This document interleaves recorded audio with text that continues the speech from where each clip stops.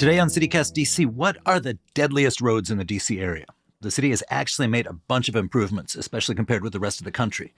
But given America's grim stats, that is not good enough. The Washington Post's Rachel Weiner and Ian Duncan have worked on a major investigative project about the issue. They're here to share some of their reporting. Oh, and after the interview, stick around. Janessa White will be joining us for a conversation sponsored by Simply Eloped about how eloping can be a simpler, more budget-friendly way to say I do. Stick around and learn more.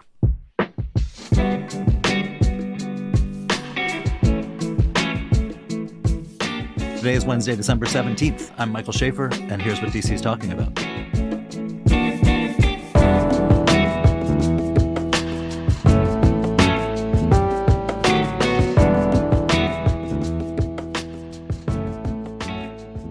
Ian and Rachel, welcome back. Thank you. Hi, thanks for having us. So you both contributed to this huge analysis of traffic deaths across the country from 2021 to 2023.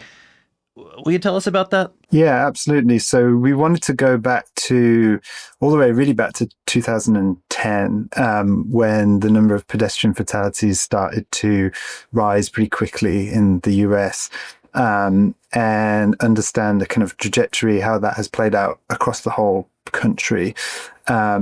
And I think a lot of people maybe heard about this during the COVID pandemic when there was another kind of jump. But what we were hoping to show is how this problem has been building over really quite a number of years at this point. And that it's something that's been happening in the United States at a time when roads have generally been getting safer for pedestrians in other countries. And so what you see over that kind of long span is about a 70% increase in the number of pedestrians who are being killed every year.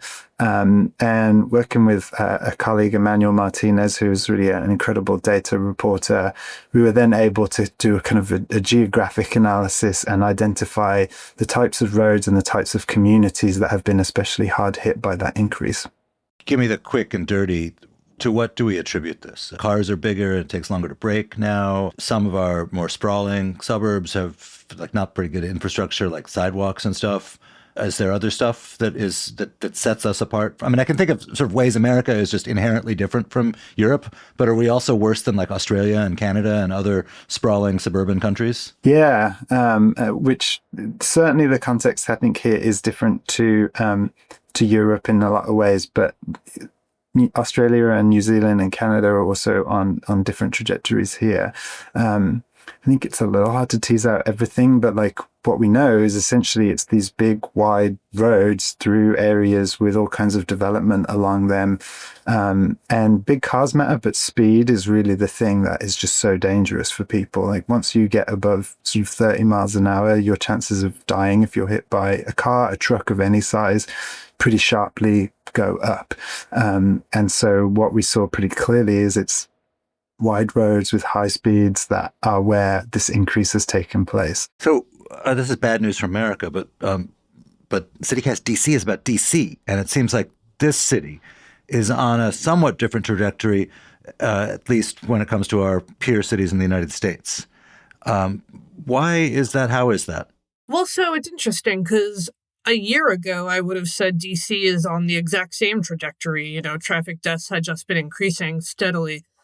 But this year, they've gone down significantly, and there's been a several-year trend, after this COVID spike in major injuries as well. And I think what sets DC apart right now from other cities in the country is, one, camera enforcement, which has been a huge part of Vision Zero in other places. Will you explain what Vision Zero is? Because a lot of people don't know. Vision Zero is this movement that started in Sweden to eliminate traffic deaths, basically to treat car-related, vehicle-related deaths the way we treat airplane deaths, where it's, a scandal and a catastrophe as opposed to something you just live with every day.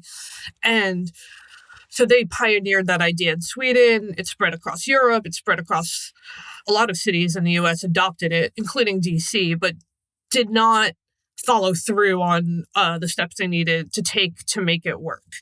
And DC has been a leader in some ways on a lot of this. They have significantly narrowed some major roads. They have added cameras all over. And so if you look at our map of hotspots, there are some in DC, but it's much worse along the border with Prince George's County and in Prince George's County, which speaks to what you were saying about suburban sprawl and people living along roads that were really built only for cars and trying to, cross what's really a highway, basically a multi-lane arterial road every day just to get to the bus or to work. Back to DC's stats for a second. What is the total number of pedestrian deaths in DC? What was it last year that it's come down from?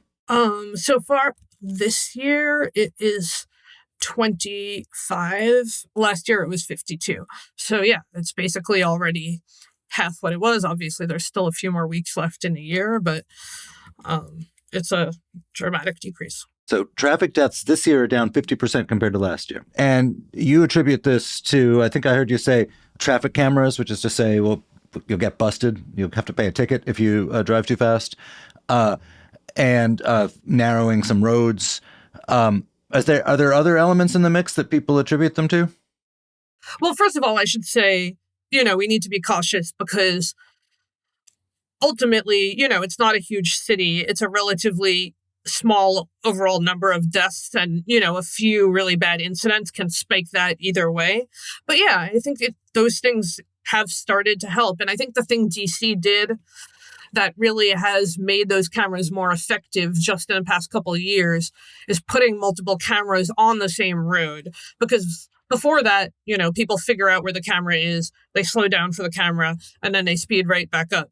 But if you have multiple cameras, sort of in a row, it makes it harder to do that. And it ends up slowing down overall traffic, which is the goal. You've also been on the pod talking about efforts to more aggressively pursue bad drivers, basically to make it easier to get people off the road if they have a lot of instances of being irresponsible behind the wheel. Is that being given credit for some of this decline? It's somewhat speculative because all of this is very new. And if you talk to traffic engineers, researchers, they'll say you need a few years before and after any change to really understand the impact. But yes, it is now. DC does now have an ability to go after some of the out-of-state drivers who make up the majority of people driving in the district and the majority of people speeding in the district, and by far the majority of people speeding and not paying their speeding tickets in the district. Some of those people are now being sued by the city, and it's possible that, that has had a deterrent effect, and the publicity about it has made it a little easier to rein in drivers who before were basically unaccountable in a city because so much of our traffic enforcement is by camera, and camera tickets just can't be enforced, at least for the foreseeable future, against people who don't live in the city.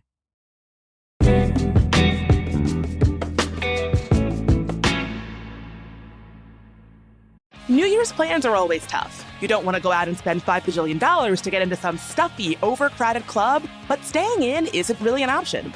Look no further than the Black Cat New Year's Swing Ball. It's DC's most legendary and longest-running big band night, with non-stop music from Peaches O'Dell and her big band orchestra. Plus, games and fun for just $35. It is one of the best deals in town. No dress code and a relaxed atmosphere that caters to everyone. Grab your tickets at blackcatdc.com now. That's blackcatdc.com. Hey, life can change in an instant, and that can feel especially true in the holiday and winter months. One moment everything feels normal, and the next someone else's mistake turns your world upside down. That's why you need a team you can count on. NACE Law Group has been standing up for DC families for decades, fighting for neighbors hurt by medical malpractice, wrongful deaths, and serious injuries. They don't just settle quickly or push papers. They dig in, fight hard, and make sure every client gets the justice they deserve. And here's something we love. They're a longtime supporter of CityCast because just like us, they care about this community and the people who call it home. So if you or someone you care about has been hurt this season, don't wait. Call NACE Law Group. They'll stand with you, fight for your family, and make sure your rights are protected so you can focus on what matters most.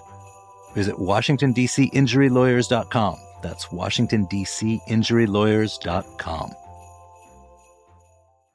Finding fresh holiday gifts for loved ones year after year can be tough, but in my family, there's one thing that never, ever fails. That's pictures of my kids, or sometimes me. That's where Aura Frames comes in. It's truly the gift that keeps on giving. You preload the photos before it ships, then you keep adding from anywhere, anytime. Upload unlimited photo and video. Every frame comes packaged in a premium gift box with no price tag. You can't wrap togetherness, but you can frame it. For a limited time, save on the perfect gift by visiting auraframes.com to get $35 off Aura's best-selling Carver Matte frames, named #1 by Wirecutter, by using promo code CITYCAST at checkout. That's auraframes.com, promo code CITYCAST. This deal is exclusive to listeners, and frames sell out fast, so order yours now to get it in time for the holidays. Support the show by mentioning us at checkout. Terms and conditions apply.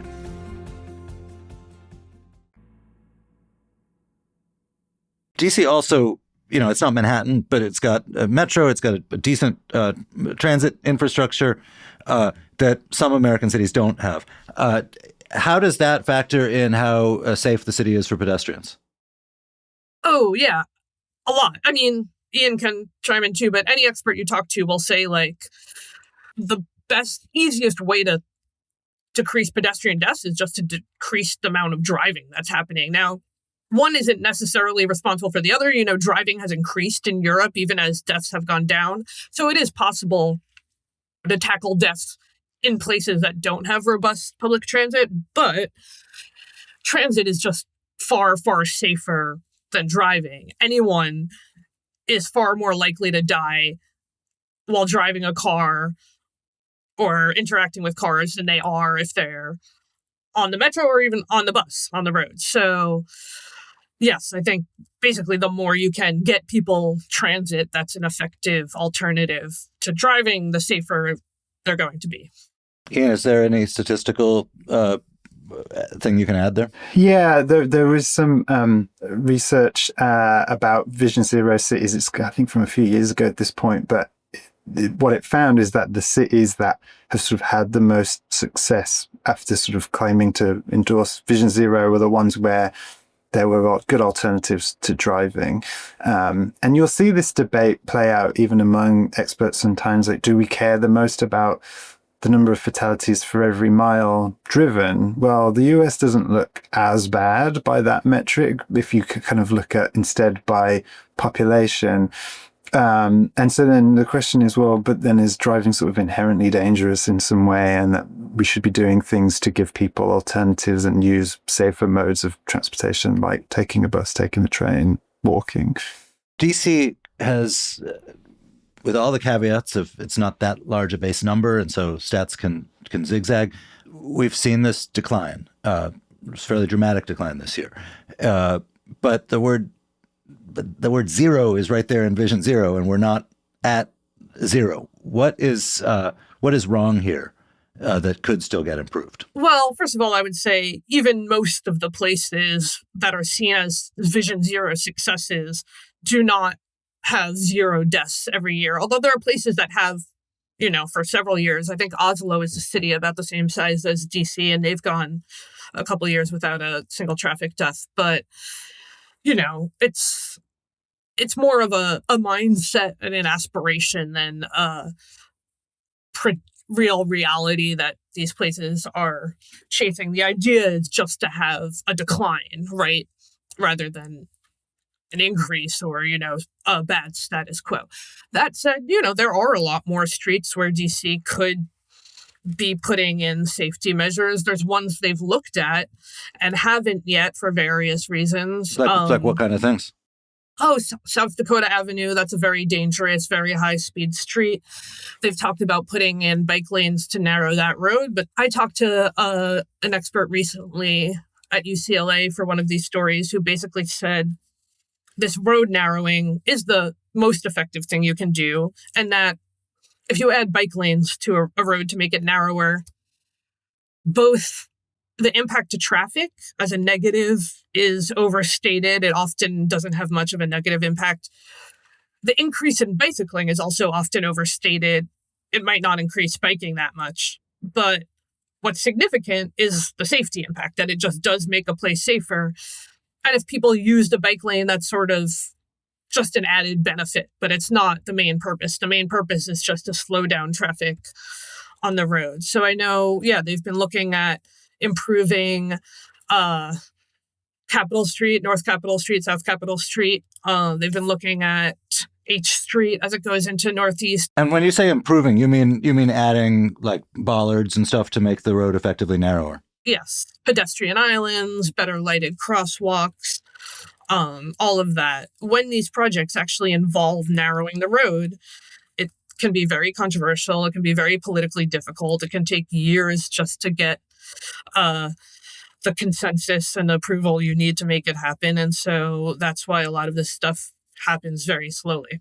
So you guys made a list of the deadliest roads. Was there any road that Washingtonians might regularly drive down or walk along that made your list? No. Part of this phenomenon is honestly that the number of deaths has increased generally kind of fastest in southern latitudes, where I think the infrastructure and the sort of just the development of the cities is much more tied to the automobile age. So what was the worst around here? So we made this map where people can kind of go and look. And we kind of came up with this metric where we flagged places where there were 3 deaths within sort of a mile of one another. And so there is a stretch of Connecticut Avenue that's right up by Chevy Chase, where there was one incident with 2 and then another incident with 1 death in the period that we looked at. And then a stretch of Southern Avenue, I think it is, on the border with Prince George's County.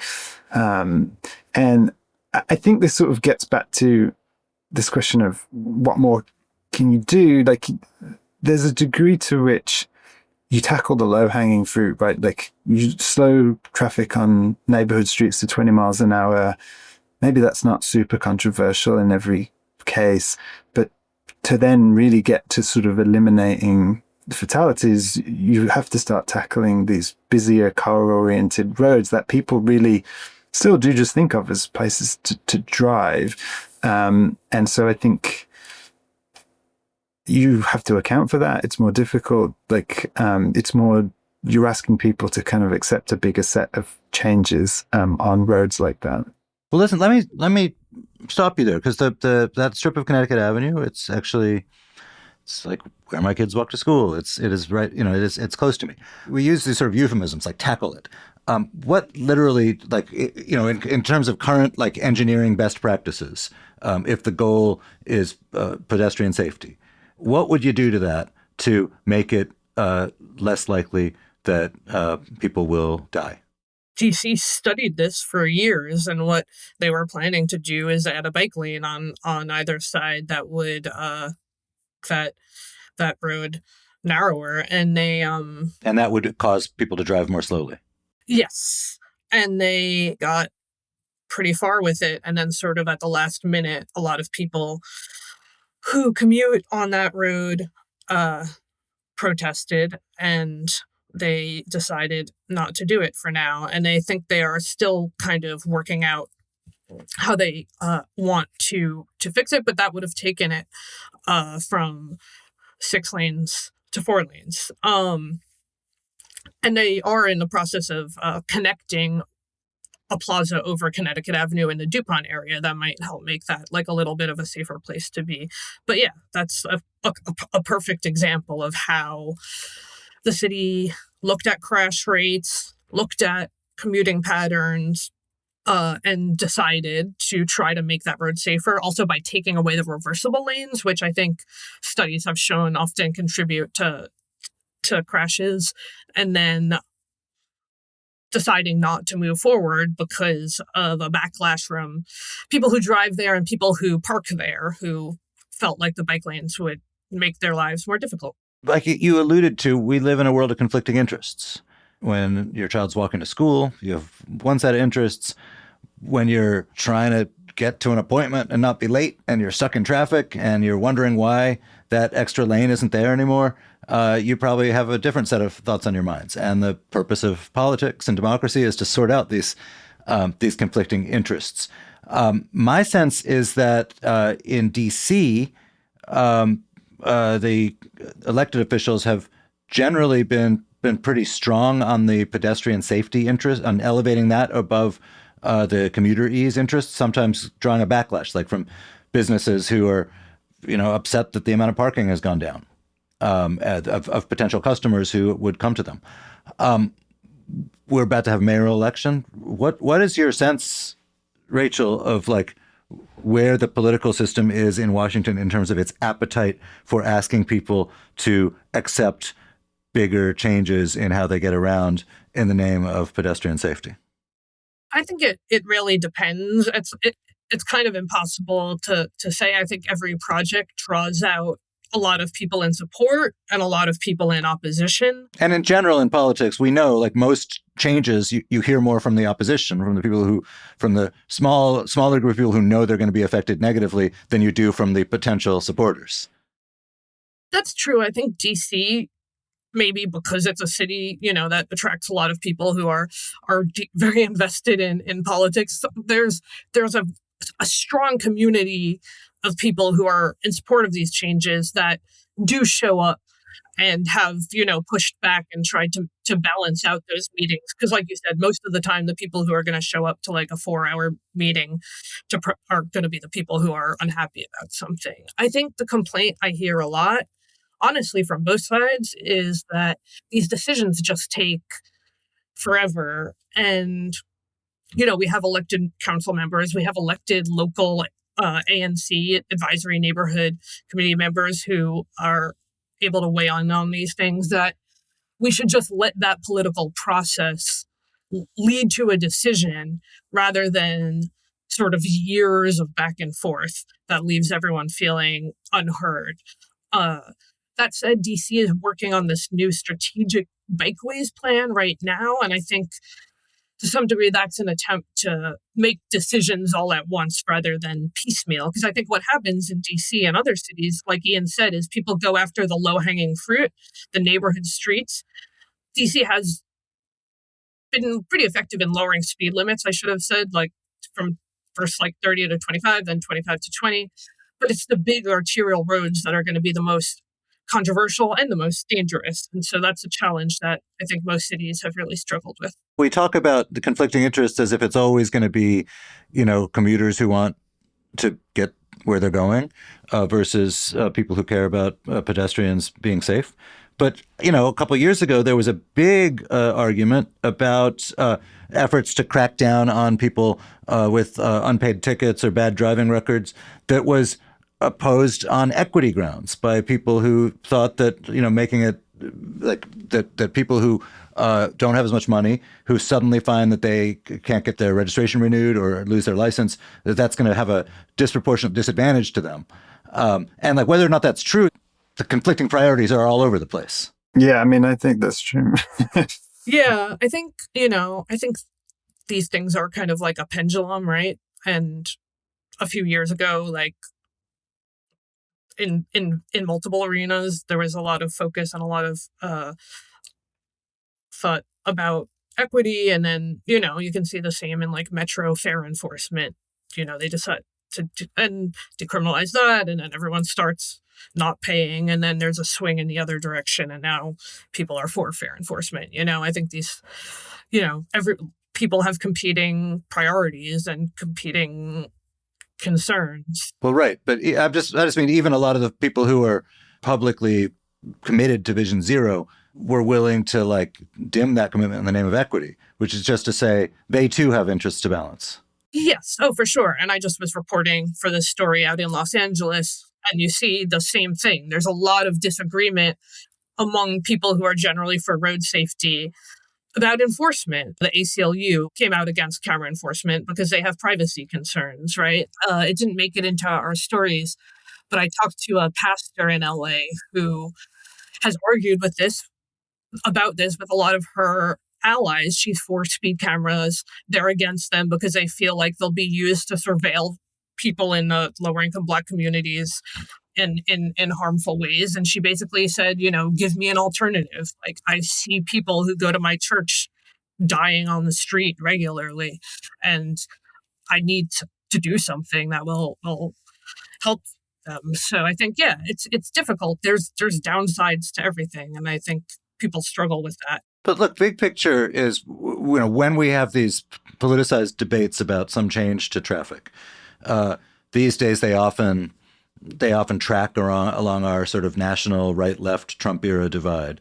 But one of the knocks is that all of this is a canard. That in fact it's a bunch of people who, for taste reasons or sociological reasons or whatever, would rather people take transit and live in dense places, and rather people not have cars, and so on. And that they've invented this whole deaths crisis in order to do stuff to be a bigger pain in the ass to drivers. What does the sort of professional traffic engineer side say back to that? I mean, clearly the death crisis is not invented. Like, we can see the bodies. So that I do think that for a long time there was this sort of pretty close alliance between like these kinds of ideas and the climate movement. And then kind of what happened is that the electric car sort of won out, at least for a while, right, as the kind of transportation climate solution. And so then you suddenly had a bunch of people realizing like, oh, wait, like the sort of tackling this as a climate and a safety thing hand in hand isn't necessarily going to sort of work. So you do see these alliances that don't necessarily always fit together. And electric cars are a lot heavier, right? Yeah. And they're just still fundamentally cars, right? So they have right. Some of the kind of the downsides of cars, even if they have some sort of advantages from a climate perspective. Vision Zero adopted some ideas from Europe, but there's ideas from aviation that they're trying to pull into this too, where there isn't really now. I mean, we obviously had a horrible crash this year in DC, but airline fatalities are really rare now, even globally. But you don't have all of these kind of competing issues about access and public space and who gets to sort of make these decisions. You have largely a kind of a community of experts and large companies sort of talking to one another and hammering these things out. And it's not always easy or uncontroversial, but it's quite different because it doesn't get to be so sort of political in the way that you've been describing.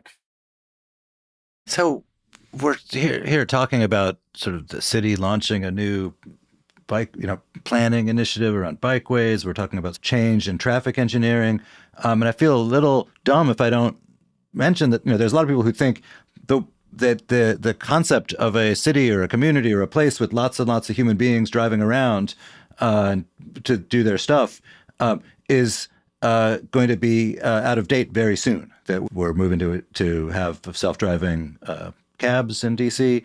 Maybe that's the gateway towards people having their own self-driving cars. What does that self-driving future look like from a pedestrian safety point of view? I mean, I think potentially pretty positive. There's technology that can kind of go on a consumer car that you could buy, automatic braking, that is starting to kind of be effective for pedestrians, as well as sort of rear-ending other vehicles. I mean, you sort of see this when you look back at sort of some of the talk around this from the Obama administration, where there was quite a lot of positivity and excitement about the potential of technology. And I think there was maybe a slightly sort of naive feeling that like, oh, technology is going to solve all this quite quickly. But is there data on, cities like San Francisco where the self-driving car share, or I don't even know what to call them, self-driving cabs are a reality already? Is there data about how safe those are vis-a-vis the kind with human driving? So Waymo is kind of really the leader in this. This is sort of a Google affiliated project. They have made some pretty kind of incredible claims about pedestrian safety in the operations that they've done. San Francisco and other cities, they're still really driving quite a small number of miles despite their growth. But I do think there's some reason to think that there could be an impact. But I think it's going to take a long time for those vehicles, consumer vehicles that are sort of brand new and have all the latest technology, to be driving a lot to really sort of expect that the technology is going to solve a big chunk of this problem. Well, I asked that also, Rachel. I asked that because efforts to have Waymo come into DC have been slowed down in the council by I believe Charles Allen, who's one of the biggest advocates for pedestrian safety. It's like, well, where does this fit into the calculation? Yeah, I think, DC, they basically commissioned a study for rules on this and have been waiting for this for a long time, and I think have been wary of moving forward without it. Because as promising as the data is, like Ian said, this is all fairly new. Like San Francisco, California is just starting to figure out, like, if a Waymo does do something illegal, how do you ticket them? How do you stop them? How do you enforce the traffic laws against a robot that has nobody in the car, right? But it will be interesting. Just this week, Baltimore announced that they're going to bring in Waymos, and Governor Wes Moore said he's very excited about it as a traffic safety measure. At the same time, there was just a report in the Wall Street Journal about how the company has started making Waymos more aggressive because of frustration that they were too passive and that they were, just sitting forever behind a stop delivery vehicle or what have you, because they'd been trained not to break traffic laws. So, I think this is all sort of still somewhat unknown and experimental. But like Ian said, I think I talked to someone who said that if 10% of cars are following all the traffic laws on a road, that's enough to basically force everyone else to do the same. So even a relatively small number of automated cars, if they are not speeding, not cutting around people, etc., could have a big safety impact. Ian, Rachel, thank you guys for being here. Yeah, thanks so much. Thank you. And listener, don't go anywhere. In just a second, we've got a segment sponsored by Simply Elope. CityCast DC executive producer Annie Reese is chatting with the GM, Janessa White, about how eloping can be a simpler, more affordable way to get married without sacrificing the fun or the meaning.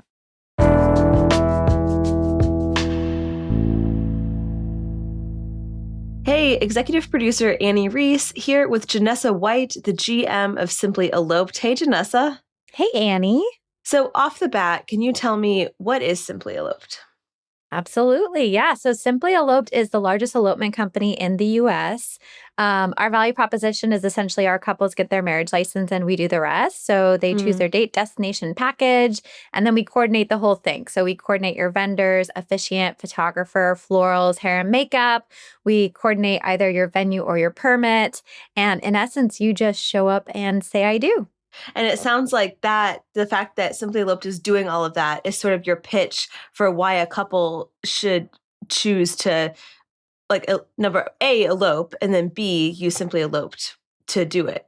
Yeah. So what we found, and we've been at this for a hot minute since 2016. So what we found is that a lot of couples just find the process of planning a destination wedding or a wedding of any sort is really complicated, cumbersome, and stressful. Yeah. And, it can add up to be like a part-time or full-time job. And especially given this economy, a lot of people just don't have the luxury of that time.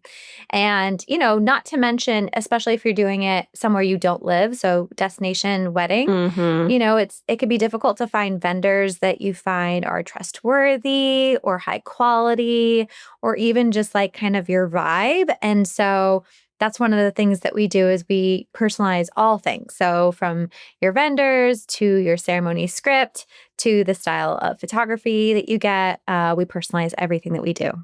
And so kind of talk me through the process. Like if I or one of my friends were wanting to get married and you Simply Eloped, tell me like where we would start and how that would work.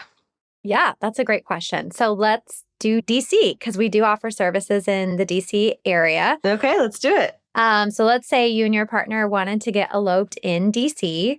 All of our packages include 20 guests or less, so you wouldn't have to pay anything additional if you wanted to do more than just the two of you. So let's go Spanish steps. Lovely. We would coordinate the permit. Once you choose, the date and the time that you'd like to get eloped. You would put your deposit down with us, and then we would assign your vendors, get started on the permit application, and then, put your itinerary together, your invoice together, and start personalizing your script, the ceremony details, and we just wrap it all up. And then you'd show up with your marriage license, facilitate the wedding, and say, I do. And finally, I was just wondering, do you personally have a favorite thing about Simply Eloped? Oh my gosh, there's so many. I mean, I've been at this for almost 10 years at this point, so I think if I were to say, I'm going to pick two things just because it's hard to pick one. Yeah. I think number one, I really love that couples feel like they can just be their true, authentic selves. So we've had so many interesting things happen in weddings. We've had Lord of the Rings themed ceremonies. We've had people hike into remote mountains with a cat in a backpack. We really work to personalize and bring about the personality of the couples. But I think the second thing that I really love about Simply Eloped is that everyone that works for Simply Eloped is just so passionate about our mission and our values. And so the fact that we are all welcoming, the fact that we do personalize everything we do. And so I just really appreciate the enthusiasm and passion that my team offers all of these amazing couples. And to date, here's a fun stat. We have married over 14,000 couples. Wow. It's a lot of lives impacted with this company. That's so neat. Well, Janessa, thank you so much for being here. Annie, such a delight. Thank you. Again, check out simplyeloped.com to learn more. We'll also have that link for you in our show notes, so you're just a click away. Thanks for listening.